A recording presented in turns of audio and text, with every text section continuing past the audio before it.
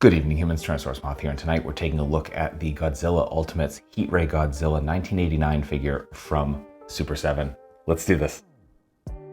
Aesthetically speaking, this is a great looking Godzilla figure, and yeah, I just really like the sculpt overall. There's some nice details, pretty much detail everywhere as well. As you can see, even the bottom of the feet, except we do have these little cutouts here for the information. But beyond that, I think the coloring is great. I definitely like darker Godzillas, and this definitely achieves that. I unfortunately had to cancel my pre-order for the original version of this, but then, you know, waiting actually worked out here because this ended up being on sale, and yeah, just definitely loving it, especially that face sculpt. I mean, I think they really nailed just the look of this version of Godzilla, and adjust my camera here a little bit. And as you can see, the eyes are particularly very nice. They just kind of stare right through you. The teeth are very nicely painted. We got a nice dark red tongue. All the paint very sharp as well, no slop at all. So that is great. And then the dorsal plates, everything very nice. We even have the small ones painted here. We get into the glowy ones here in the middle. Always love the look of the original plates. And we come down here, and one thing I do have a small kind of, not critique on really, is just that, you know, we get the glowy up to here on the tail, and then it's just all gray.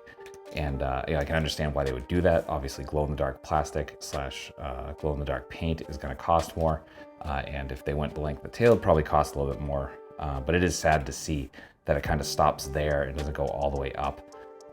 Even if they kind of did a gradient where it kind of started in the middle and then fanned out to getting to this point, and then came all the way up and then stopped at the neck, I think that might have looked a little bit better.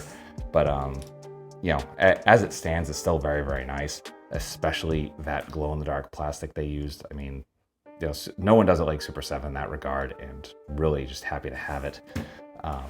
And you know, beyond that, proportions, I think they just nailed it. This is definitely just a really great looking Godzilla figure. A very straightforward yet satisfying group of accessories here. So we'll start off with hands. Let's see if I don't knock over my entire set. But right out of the box, we do get a pair of relaxed hands. Then we get a pair of fists.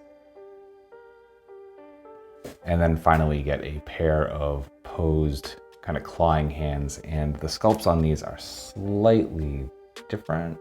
Yeah, I mean, it's barely noticeable, I think, but yeah, still look great. I love those hands. And then finally we get two head sculpts. So we saw this initially, so it's just the mouth open, kind of roaring, etc. And then we get what is essentially the same head sculpt. As you can see, it pretty much looks exactly the same, just it has the heat ray coming out of it, which is the namesake of the figure. And I think they did a great job here. Again, that glow-in-the-dark plastic that we'll look at in the next section. And again, love the blue going to the white here, where it's more of the white into the blue on the dorsal plates. Just really good work. So yeah, that will do it for accessories. Articulation here is definitely nice, though the caveat here is that you do have to kind of accept Super7's whole like engineering philosophy when it comes to toys, and that is definitely in play here because there's some nice range, but it's not crazy like you're going to get with certain other lines. And in terms of balance, not really there, just because the proportions of the figure, the weight distribution. So I do have, he's in a standing kick, but it is very much assisted by that tail. And yeah, but breaking it down for the finer points, just kind of what it is. Keep having to adjust my camera here. We do get a ball joint here at the head. So we're looking up about that much, look down about that much. Because it's a ball joint, we can go side to side as well, which is very nice. Then we get the separate neck piece, which gives us some rotation. We do have rotation at the head as well. The neck, unfortunately, does not give us any more up or down, so that's what it is. Come to the shoulders, hinge and swivel. Wow. We do get a perfect T. We do get bicep swivel, single jointed elbows, which brings to here, but we do get some rotation as well. And then we get hinge and swivel at the wrists, all horizontal. We come to the waist, and we are just swivel. That's not a ball joint or anything, just a swivel. So you get lots of rotation there. Good rotation though. Then we come to the hips, and coming out about that far, so nothing crazy. So we're coming all the way in here, all the way out here. Our front kick is about there.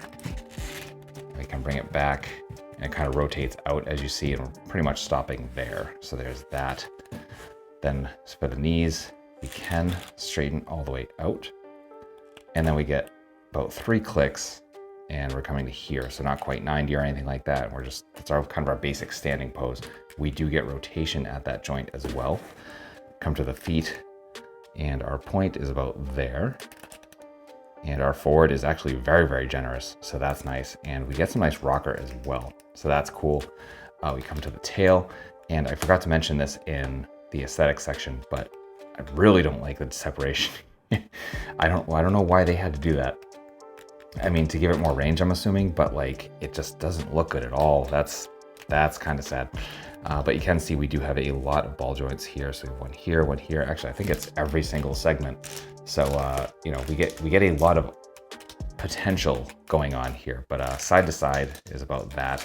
Our up and down is much, much better. So we can curl all the way up and then we can flatten out to just like kind of going straight there, and all those rotate as well. So that's awesome. And then finally, action features actually.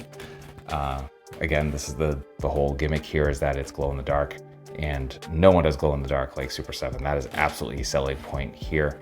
And I'm gonna see if I can just get this kind of showing off with my main light coming off. So we'll see. If not, then we'll try something a little more extreme. But it doesn't take long to charge these up at all either. So there's that.